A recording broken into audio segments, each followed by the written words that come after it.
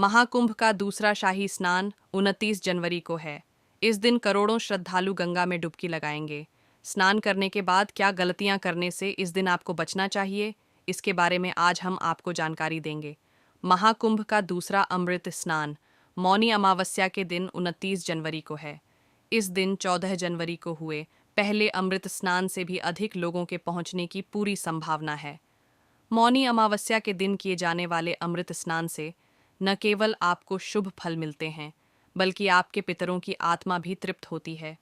हालांकि जो लोग अमृत स्नान वाले दिन डुबकी लगाने वाले हैं, उन्हें कुछ गलतियां करने से इस दिन बचना चाहिए। आज हम आपको इसी के बारे में जानकारी देने जा रहे हैं। न भूलें इनका ध्यान करना।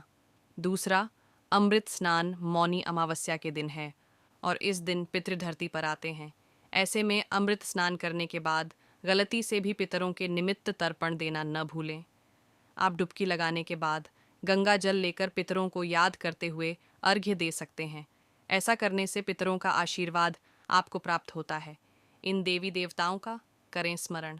मौनी अमावस्या के अमृत स्नान के बाद आपको भगवान शिव और विष्णु को भी अवश्य स्मरण करना चाहिए। इन दोनों देवताओं की कृपा से आपके सभी कार्य बनते हैं और जीवन में सुख समृद्धि आती है। स्नान के बाद दान। अमावस्या तिथि के दिन स्नान के बाद दान का भी बड़ा महत्व है। अपनी सामर्थ्य के अनुसार इस दिन आपको दान करना चाहिए। स्नान के बाद दान करने से पुण्य और भी अधिक बढ़ जाता है। दान के रूप में आप अन्न, जल, वस्त्र इत्यादि दे सकते हैं। स्नान के बाद किसी धार्मिक स्थल के दर्शन माना जाता है कि महाकुंभ के स्नान का पुण्य तभी मिलता है जब डुबकी लगाने के बाद आप किसी धार्मिक स्थल यानी मंदिर के दर्शन करते हैं। इसीलिए डुबकी लगाने के बाद आप प्रयागराज के ही किसी सिद्ध मंदिर के दर्शन करके अवश्य आएं। साथ ही वहां मिलने वाले प्रसाद का सेवन भी जरूर करें।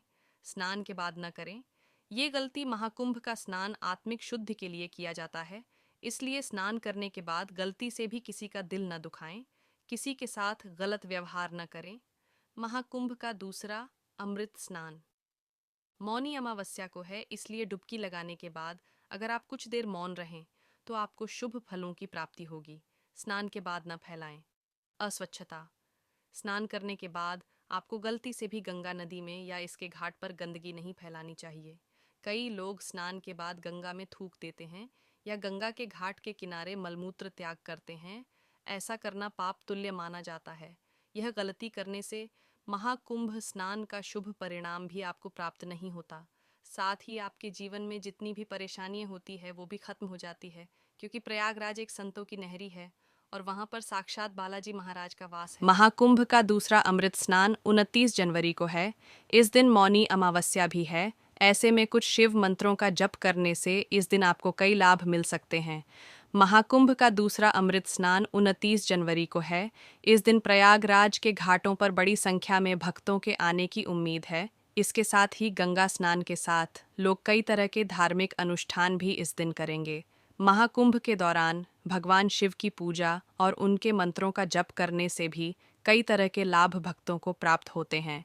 अगर आप संगम में डुबकी लगने वाले हैं तो आपको इस दिन कुछ शिव मंत्रों का जप करने से विशेष फलों की प्राप्ति हो सकती है। काल सर्प दोष के साथ ही रोग और भय से भी आप मुक्त होते हैं। आइए जान लेते हैं इन मंत्रों के बारे में। महाकुंभ का दूसरा अमृत स्नान 29 जनवरी को है।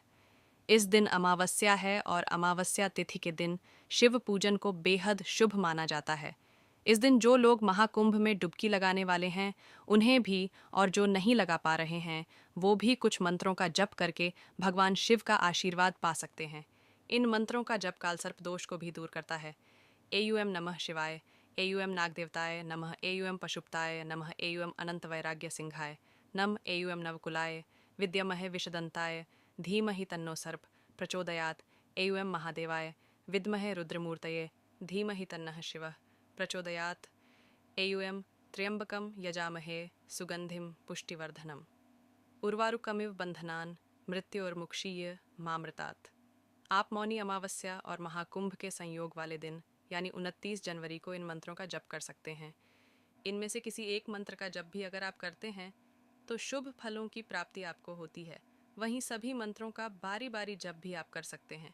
मंत्र जप से लाभ। महाकुंभ के अमृत स्नान के दिन इन मंत्रों का जप करने से आपको रोग और भय से मुक्ति मिलती है।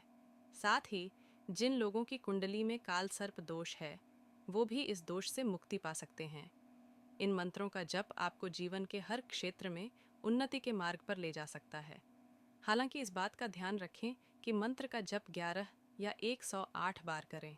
डुबकी लगाते समय हाथ जोड़कर भगवान शिव का ध्यान करते हुए आप इन मंत्रों का जप कर सकते हैं।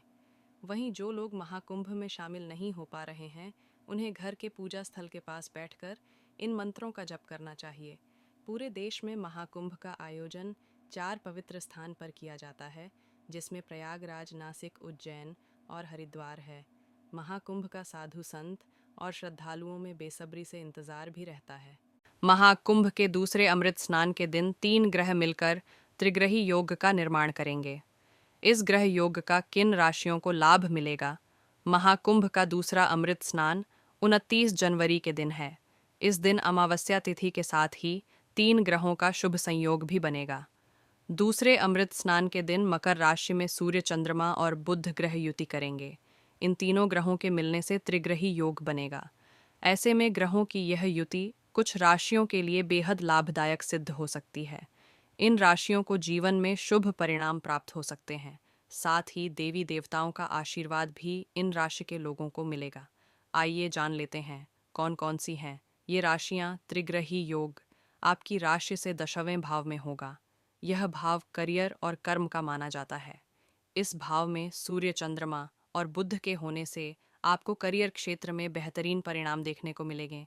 इस राशि के कुछ जातकों को मनचाही नौकरी इस दौरान मिल सकती है। इसके साथ ही कारोबारियों को भी मुनाफा होगा। आर्थिक रूप से भी समय आपके अनुकूल होगा। निवेश किए गए धन से आपको लाभ मिल सकता है। वहीं संचित धन में भी इस दौरान वृद्धि होगी। अगर सोच समझकर कोई नया काम शुरू करते हैं तो भविष्य में लाभ मिलने की पूरी संभावना है। माता पिता के साथ आप अच्छा समय बिताएंगे। कन्या राशि।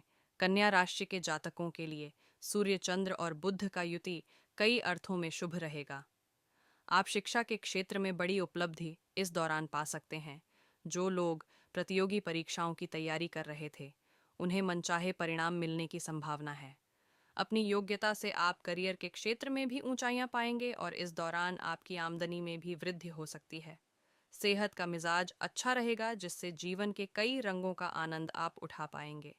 इस राशि के कुछ जातक छोटी राशि का निवेश इस दौरान कर सकते हैं और इससे भविष्य में आपको लाभ भी मिलेगा। कोई पुराना सहकर्मी इस दौरान आपको करियर के क्षेत्र में नए अवसर देने का कार्य करेगा। धनु राशि गुरु की स्वामित्व वाली धनु राशि के जातकों को त्रिग्रही योग से लाभ मिलेगा। आपकी पैतृक संपत्ति और पैतृक कारोबार में वृद्धि होगी। इसके साथ ही अपनी वाणी के प्रभाव से आप सामाजिक स्तर पर ख्याति पाएंगे। जो लोग उच्च शिक्षा अर्जित कर रहे हैं, उन्हें भी शिक्षा क्षेत्र में मनमाफिक परिणाम मिलेंगे।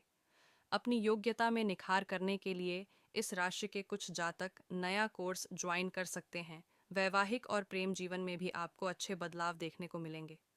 परिवार के लोगों के साथ किसी खूबसूरत जगह पर घूमने जाने का मौका भी आपको मिलेगा। महाकुंभ की पौराणिक कथा समुद्र मंथन से जुड़ी हुई है। कथा के अनुसार जब एक बार राक्षसों और देवताओं के बीच समुद्र मंथन हुआ, तो इस दौरान मंथन से निकले सभी रत्नों को आपस में बांटने का फैसला हुआ। सभी रत्न को राक्षसों और देवताओं ने आपसी सहमति से बांट लिए, लेकिन इस दौरान निकले अमृत के लिए दोनों पक्षों के बीच युद्ध छिड़ गया। ऐसे में असुरों से अमृत को बचाने के लिए भगवान विष्णु ने अमृत का पात्र अपने वाहन गरुड़ को दे दिया। असुरों ने जब देखा कि अमृत गरुड़ से पास है, तो वह इसे छीनने का प्रयास करने लगे।